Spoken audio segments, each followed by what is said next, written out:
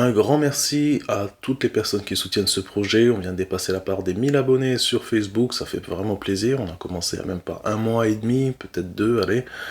En tout cas, aujourd'hui, j'ai décidé de faire la vidéo du Mercato idéal. J'étais censé la faire depuis juin.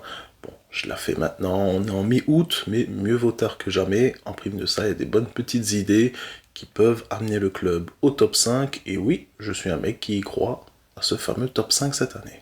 Et ma première recrue, forcément vu que Jorgensen arrive, ce sera un défenseur central expérimenté, Diogo Leite. Pour moi, c'est la bonne idée actuellement.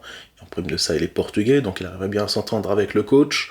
Il est très bon dans les relances, il est très bon aussi dans la récupération du ballon. Ça reste un bon rock défensif aussi. Il a une très bonne lucidité aussi défensive.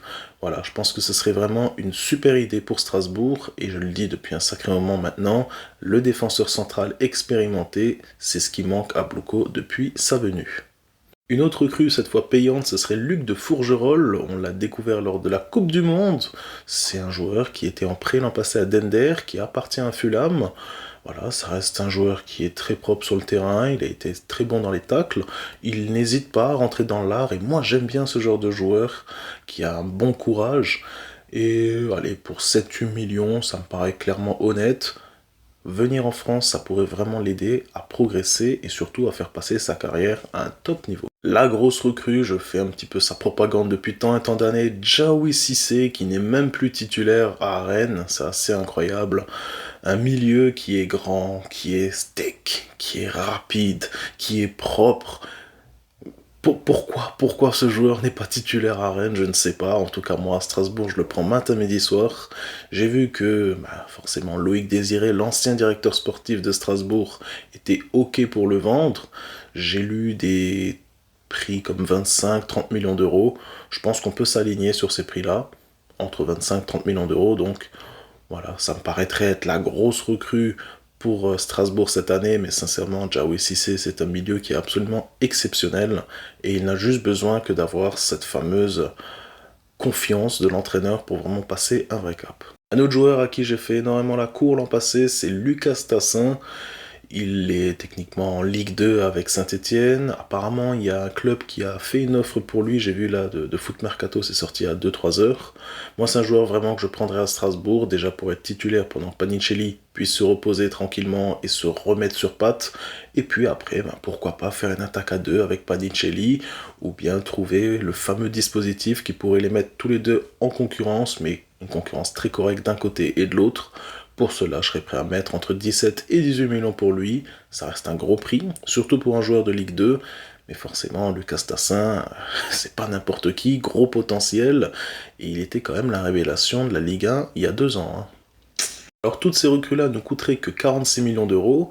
Et je peux entendre déjà des personnes en train de se dire c'est tout. Oui, il faut se rappeler que l'UEFA nous a dans le viseur. Et forcément pour cela, il faut vendre des joueurs. Naturellement, l'une des premières personnes que j'irai vendre, c'est Diego Moreira, qui a le bon de sortie, qui est censé partir. Entre 37 et 38 millions d'euros est attendu. À voir quel club peut les mettre. Je sais que l'AS Roma était très très très proche. Bon, pour l'instant, ils n'étaient pas prêts à augmenter leur offre. Ils avaient une offre de 32 millions, si mes souvenirs sont bons. Le joueur censé partir, c'est Ismaël Doucouré, ça fait tant et tant d'années qu'il veut partir, l'an passé il a même fait la grève. Strasbourg en demande entre 26 et 27 millions d'euros, il y a des clubs anglais sur lui, je pense que ça pourrait être clairement sa sortie, son prix de sortie. L'autre joueur aussi son départ, c'est Rabien Singula, entre 2 et 3 millions d'euros me paraîtrait honnête. Quel club serait prêt à les mettre? Peut-être un club de Ligue 2, qui sait, on se souvient que Montpellier l'avait eu en prêt, c'était vraiment pas mal, pourquoi pas.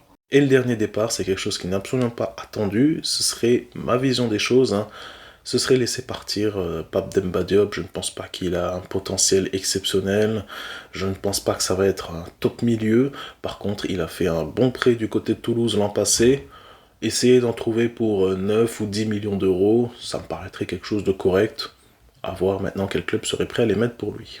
Donc comme vous le voyez, il y a quand même une différence notable dans le transfert achat et le transfert de départ. Dans les achats, j'ai mis pour 46 millions, entre 46 et 50 millions, on va dire, plus simplement une petite fourchette. Et de l'autre côté, dans les départs, j'en ai pour 78-80 millions. Il ne faut pas oublier que l'UEFA donc nous a mis dans le viseur, on doit mieux vendre. Et forcément, ça pardonne pas en termes d'achat, hein. On doit rester un minimum à l'équilibre.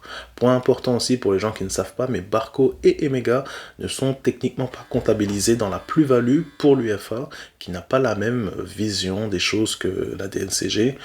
On va prendre un exemple très simple. La DNCG, si maintenant on a vendu Emega et Barco pour 30 et 25 millions d'euros, eh bien on aurait une plus-value de 55 millions d'euros, sauf que pour l'UEFA, étant donné que nous sommes en multi-propriété, eh bien, elle ne compte pas les plus-values, et donc Barco et Emega, la rentrée d'argent, elle est juste de 13 millions pour Emega, 10 millions pour Barco, en gros ce qu'on a payé.